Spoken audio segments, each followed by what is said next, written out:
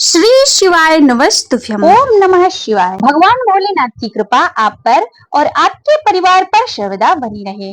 आज आप सभी सुनेंगे श्रावण मास की कथा में श्रावण मास महात्म्य की कथा अध्याय 13। आज की कथा में आप सभी सुनेंगे दुर्गा गणपति व्रत का विधान। सनत कुमार बोले, हे भगवान, किस व्रत के द्वारा अतुलनीय सौभाग्य प्राप्त होता है और मनुष्य पुत्र पौत्र धन ऐश्वर्य तथा सुख प्राप्त करता है? हे महादेव, व्रतों में उत्तम व्रत को आप मुझे बताएं। ईश्वर बोले, हे सनत कुमार, तीनों लोकों में विख्यात दुर्गा गणपति व्रत है। सर्वप्रथम भगवती पार्वती ने श्रद्धा के साथ इस व्रत को किया था। हे मुनि सत्तम, इसी प्रकार पूर्व में सरस्वती, महेंद्र, विष्णु, कुबेर, अन्य देवता, मुनिजन, गंधर्व, किन्नर, इन सभी ने भी इस व्रत को किया था।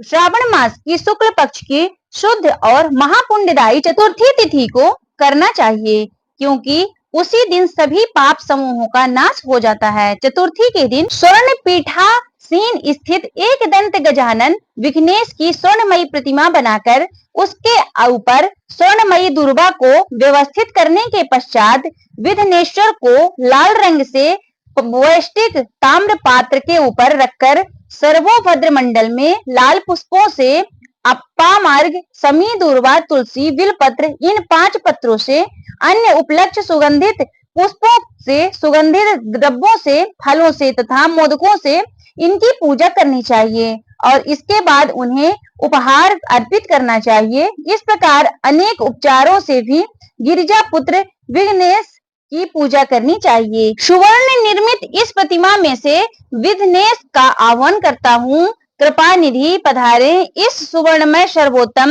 रत्न जड़ित सिंहासन को मैंने आसन के लिए प्रदान किया है, इसलिए विश्व के स्वामी इसे स्वीकार करें। हे उमासुत, आपको नमस्कार है। हे विश्वव्यापिन, हे सनातन, मेरे समस्त पापों को आप नष्ट कर दें। मैं आपको पाद्य समर्पित करता हूँ।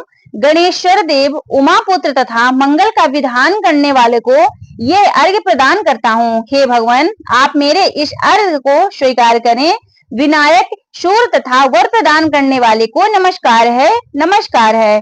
मैं आपको यह अर्घ्य समर्पित करता हूँ, इसे ग्रहण करें। मैंने गंगा आदि सभी तीर्थों से प्रार्थना पूर्वक यह जल प्राप्त किया है। हे सुरपुंगव, आपके स्नान के लिए मेरे द्वारा प्रदत्त इस जल को स्वीकार कीजिए।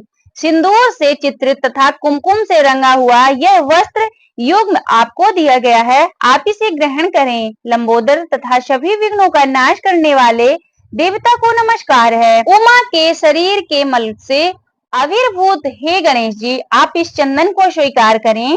हे सुरश्रेष्ठ, मैंने भक्ति के साथ आपको चंदन रक्त से मिश्रित अक्षत अर्पण किया है। हे सुरसत्तम, आप इसे स्वीकार करें। मैं चंपा के पुष्पों, केतकी के पत्रों तथा जपा कुसुम के पुष्पों से गौरी पुत्र की पूजा करता हूँ। आप मेरे ऊपर प्रसन्न हो, सभी लोगों पर अनुग्रह करने तथा दानवों का वध करने के लिए स्कंद गुरु के रूप में अवतार ग्रहण करने वाले आप प्रसन्नता पूर्वक यह धूप लीजिए। परम ज्योति प्रकाश करने वाले तथा सभी सिद्धियों को देने वाले आप महादेव के पुत्र को मैं दीप अर्पण करता हूँ, आपको नमस्कार है।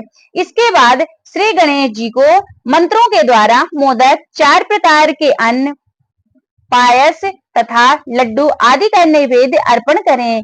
मैं आपके मुख शुद्धि के लिए आदर पूर्वक कपूर, इलायची तथा नागवल्ली के दल से युक्त तांबूल आपको प्रदान करता हूँ। हिरण्य गर्भ के गर्भ में स्थित अग्नि के सुवर्ण बीज को मैं दक्षिणा रूप में आपको प्रदान करता हूँ, अतः आप मुझे शांति प्रदान कीजिए। हे गणेश्वर, हे गणाध्वज, हे गौरी पुत्र, हे गजानन, हे इभावन, आपकी कृपा से मेरा व्रत पूर्ण हो। इस प्रकार आपने समर्थ के अनुसार विघ्नेश का विधिवत पूजा करके उपस्कर निवेदित सामग्री सहित गणाध्वज को आचार्य के लिए अर्पण कर देना चाहिए। उनसे प्रार्थना करें, हे भगवान, हे ब्राह्मण, दक्षिणा सहित गणराज की मूर्ति को आप ग्रहण कीजिए। आपके वचन से मेरा यह व्रत आज पूर्णता को प्राप्त हो। जो मनुष्य 5 वर्ष तक इस व्रत को करता है और इसके बाद उद्यापन करता है, वह मनवांछित मनोरथ को पूर्ण करता है और देहांत के बाद शिवलोक को जाता है अथवा 3 वर्ष तक जो इस व्रत को करता है वह सभी सिद्धियां प्राप्त करता है। जो व्यक्ति उद्यापन के बिना ही इस उत्तम व्रत को करता है, विधि के अनुसार भी उसका कुछ भी नहीं किया हुआ है होता है, वह निष्फल हो जाता है।